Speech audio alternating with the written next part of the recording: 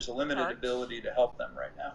Who are you going to turn to during the pandemic if your, little furry friend gets hurt? We found out that many animal hospitals are closing, and that is straining the resources of the few that are choosing to stay open during this pandemic. So Candy Rodriguez talked to a local vet, Candy, who has a plea out there for pet owners this morning. Good morning to you.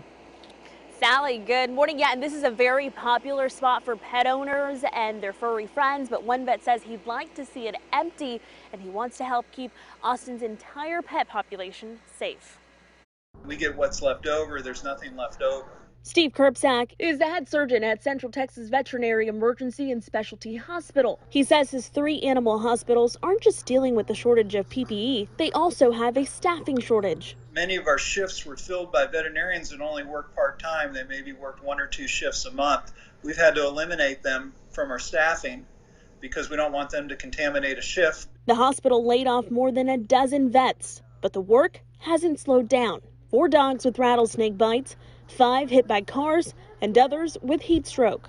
Kirpsack is pleading with people to stay home and keep your pets home so you don't have to put them at risk. Pets that may not be able to wait and that are going to need those supplies because they're diabetic or they're in heart failure and they can't wait, and it's not their fault or their owner's fault that they're there. As other primary care animal hospitals and clinics close, the remaining staff here is beginning to feel overwhelmed. We're the backup for the other veterinarians in town, and if our hospital system gets the virus across it, we're going to be shut down. He says if you have to be outside, just make sure to keep a close eye on them, especially if you're going to let let's say, for example, your dog off the leash and run around. Tom?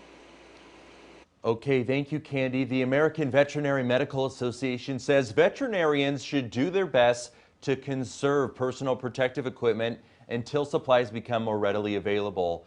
The association says postponing elective procedures that require the use of PPE is one way of conserving.